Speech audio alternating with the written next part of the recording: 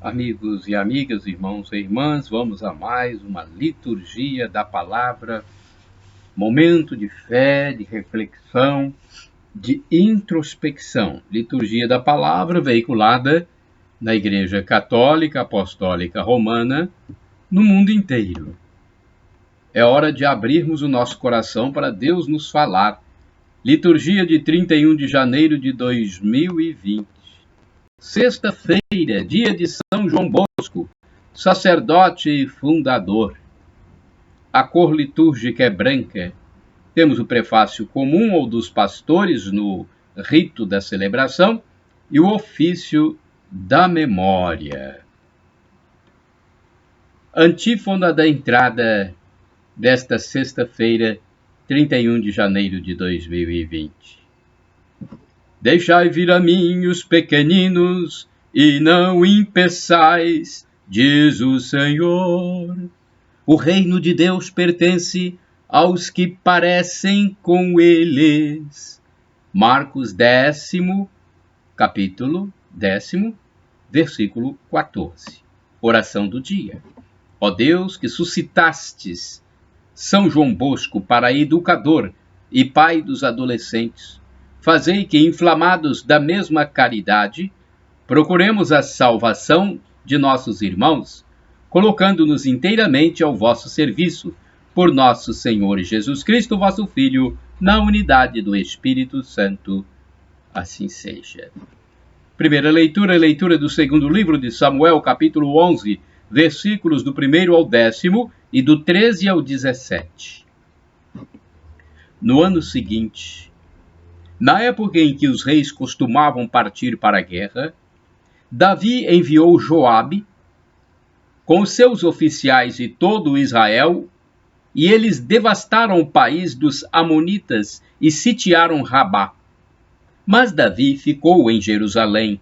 Ora, um dia, ao entardecer, levantando-se Davi de sua cama, pôs-se a passear pelo terraço de sua casa e avistou dali uma mulher que se banhava. Era uma mulher muito bonita. Davi procurou saber quem era essa mulher e disseram-lhe que era Betsabeia, filha de Eliã, mulher do hitita Urias. Então, Davi enviou mensageiros para que a trouxessem. Ela veio e ele deitou-se com ela. Em seguida, Betsabeia voltou para casa. Como ela concebesse, mandou dizer a Davi: estou grávida. Davi mandou esta ordem a Joabe: manda-me Urias, o hitita. E ele mandou Urias a Davi. Quando Urias chegou, Davi pediu-lhe notícias de Joabe, do exército e da guerra. E depois disse-lhe: desce à tua casa e lava os pés. Urias saiu do palácio do rei, e em seguida este enviou-lhe um presente real. Mas Urias dormiu à porta do palácio com os outros servos do seu amo e não foi para casa. E contaram a Davi, dizendo-lhe: Urias não foi para sua casa. Davi convidou-o para comer e beber à sua mesa e o embriagou. Mas ao entardecer ele retirou-se e foi se deitar no seu leito, em companhia dos servos de seu senhor, e não desceu para sua casa. Na manhã seguinte, Davi escreveu uma carta a Joabe e mandou-a pelas mãos de Urias. Dizia nela: colocai Urias na frente, onde o combate for mais violento, e abandonai-o para que seja ferido e morra. Joabe, que sitiava a cidade, colocou Urias no lugar onde ele sabia estarem os guerreiros mais valentes. Os que defendiam a cidade saíram para atacar Joabe, e morreram alguns do exército da guarda de Davi. E morreu também Urias, o hitita. Palavra do Senhor, graças a Deus. Salmo responsorial é o Salmo 51, versículos do 3º ao 4º, do 5º ao 6º A, 6º BC ao 7º, 10º ao 11, refrão, terceiro A. Misericórdia, ó Senhor, porque pecamos. Todos. Misericórdia, ó Senhor, porque pecamos. Tende piedade, ó meu Deus, misericórdia. Na imensidão do vosso amor purificai-me. Lavai-me de todo inteiro do pecado. Lavai-me todo inteiro do pecado e apagai completamente a minha culpa. Misericórdia ao Senhor, porque pecamos. Eu reconheço toda a minha iniquidade. O meu pecado está sempre à minha frente. Foi contra vós, só contra vós que eu pequei, e pratiquei o que é mal aos vossos olhos. Misericórdia ao Senhor, porque pecamos. Mostrais assim quanto sois justo na sentença, e quanto é reto o julgamento que fazeis. Vede, Senhor, que eu nasci na iniquidade, e pecador já minha mãe me concebeu. Misericórdia ao Senhor, porque pecamos. Fazei-me ouvir cantos de festa e de alegria, e exultarão estes meus ossos que esmagastes. Desviai o vosso olhar dos meus pecados e apagai todas as minhas transgressões. Misericórdia ao Senhor, porque pecamos. Repitamos: misericórdia ao Senhor, porque pecamos. Aclamação ao Santo Evangelho. Aleluia, aleluia, aleluia, aleluia, aleluia, aleluia, aleluia, aleluia. Graças te dou, ó Pai, Senhor do céu e da terra, pois revelastes os mistérios de teu reino aos pequeninos, escondendo-o aos doutores. Mateus capítulo 11, versículo 25. Aleluia, aleluia, aleluia, aleluia. Evangelho de Jesus Cristo, segundo São Marcos, capítulo 4, versículos de 26 a 34. O Senhor esteja convosco, Ele está no meio de nós. Proclamação do Evangelho de Jesus Cristo, segundo São Marcos. Glória a vós, Senhor. Pelo sinal da Santa Cruz, livra-nos Deus, nosso Senhor, dos nossos inimigos. Jesus, naquele tempo, Jesus disse à multidão: o reino de Deus é como quando alguém espalha a semente na terra. Ele vai dormir e acorda noite e dia, e a semente vai germinando e crescendo, mas ele não sabe como isso acontece. A terra por si mesma produz o fruto, primeiro aparecem as folhas, depois vem a espiga, e por fim os grãos que enchem a espiga. Quando as espigas estão maduras, o homem mete logo a foice, porque o tempo da colheita chegou. E Jesus continuou: com que mais poderíamos comparar o reino de Deus? Que parábola usaremos para representá-lo? O reino de Deus é como um grão de mostarda que, ao ser semeado na terra, é a menor de todas as sementes da terra. Quando é semeado, cresce e se torna maior do que todas as hortaliças e estende ramos tão grandes que os pássaros do céu podem abrigar-se à sua sombra.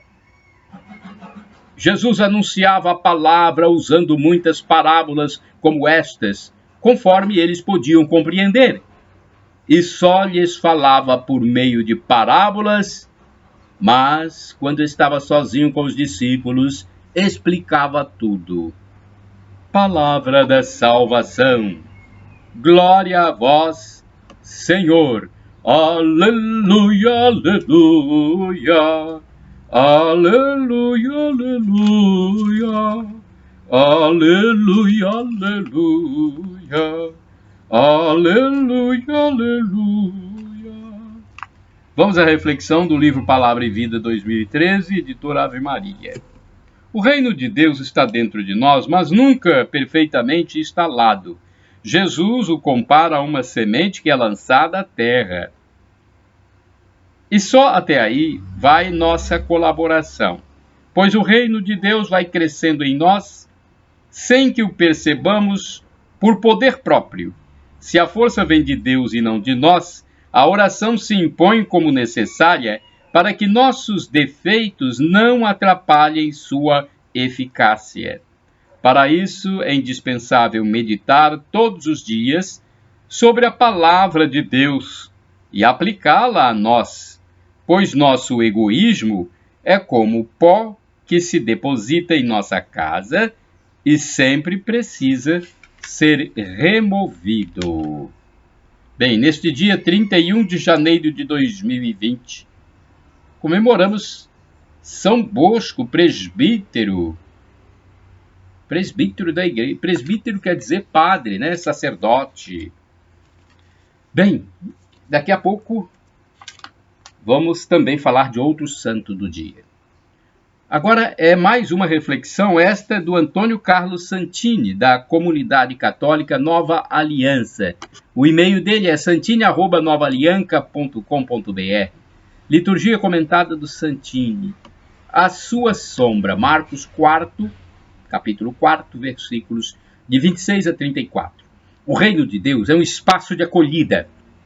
Foi de início minúscula semente lançada à terra, germinou e cresceu. Tempos depois, nunca sabemos quanto, desenvolveu-se o suficiente para ter galhos fortes, capazes de sustentar os ninhos das aves do céu, que ali encontram segurança e proteção. Sim, é uma imagem dinâmica. Fala de um reino sempre em transformação, em crescimento, nunca pronto. Mas a imagem também aponta para uma finalidade. Existem ao longe aves do céu, isto é, povos estrangeiros, que não conhecem ainda a boa nova do Evangelho, que irão precisar de pouso e acolhida. E isto é nossa missão. A igreja, como parte do reino de Deus, não existe para si mesma, existe para a humanidade inteira, que nos ensina o Concílio Vaticano II. Veja só o que disse o Vaticano II.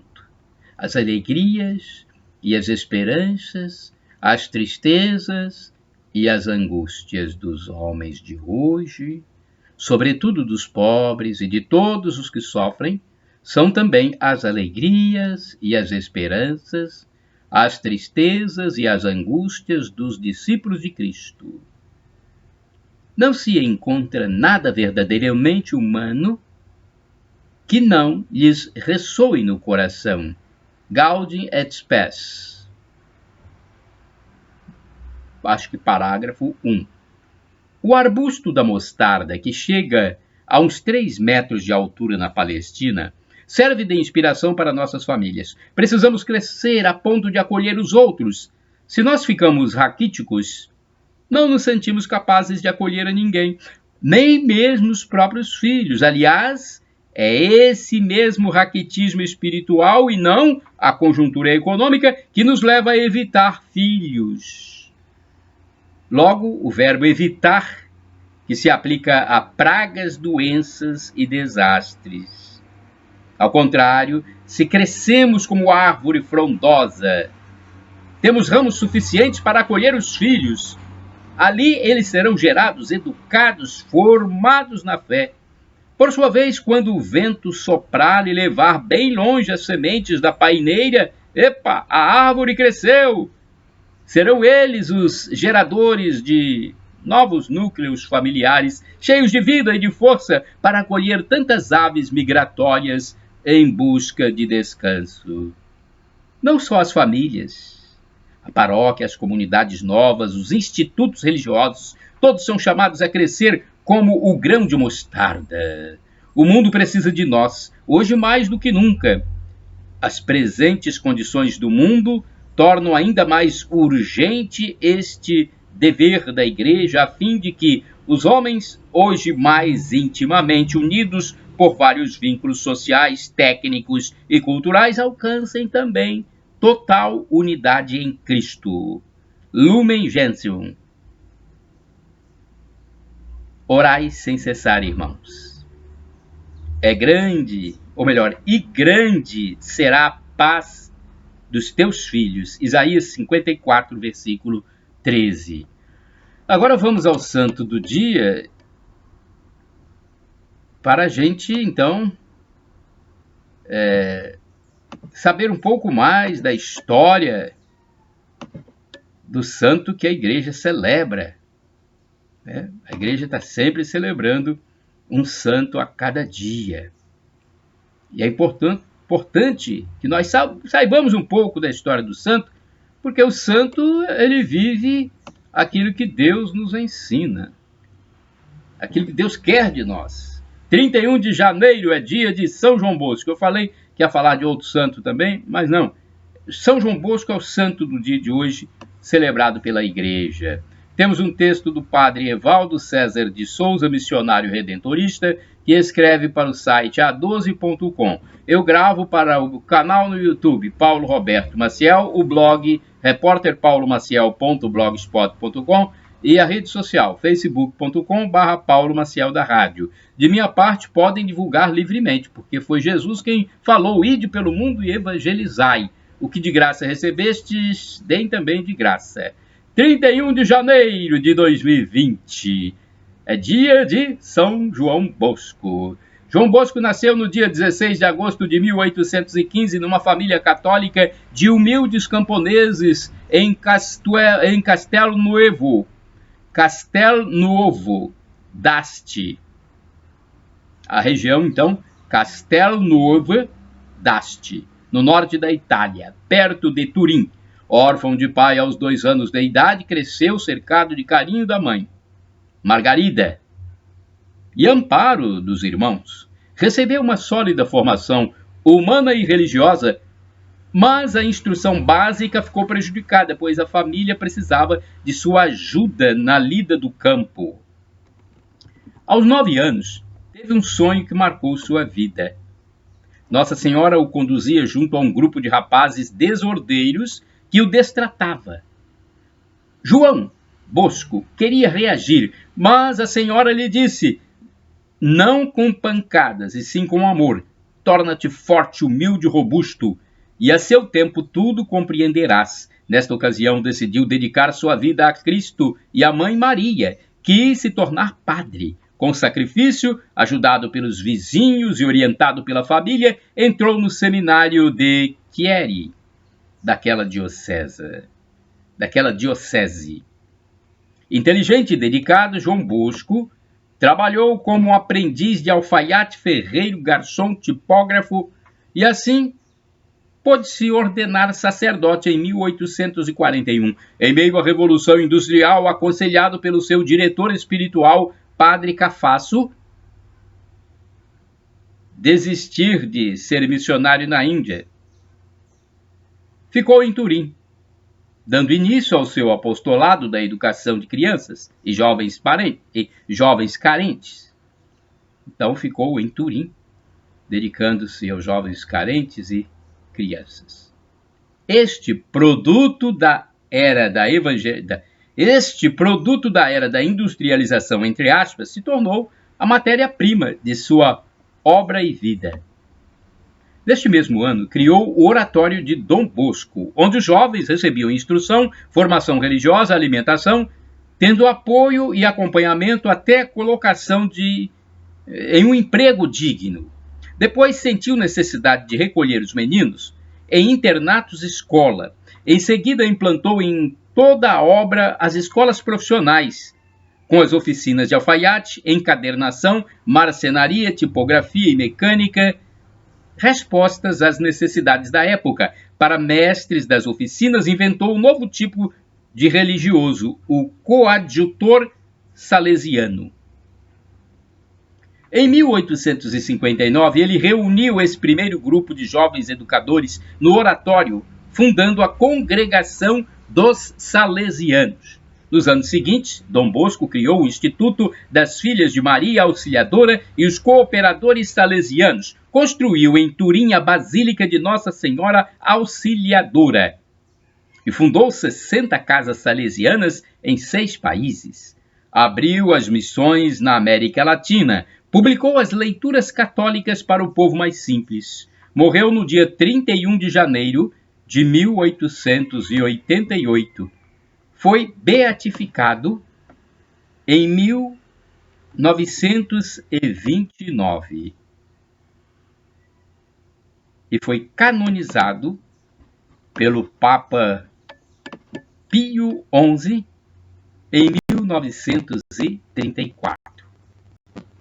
São João Bosco foi proclamado modelo por excelência para sacerdotes e educadores. Ecumênico, era amigo de todos os povos, estimado em todas as religiões, amado por pobres e ricos, e escreveu: reprovemos os erros, mas respeitemos as pessoas, e se fez ele próprio o exemplo perfeito desta máxima. Reflexão: Dom Bosco agia rápido, acompanhou a ação do seu tempo e viveu o modo de educar que passou à humanidade como referência de ensino, chamando-o de sistema preventivo de formação. Não se esqueceu do seu sonho de menino, mas, sobretudo, compreendeu a missão que lhe investiu Nossa Senhora.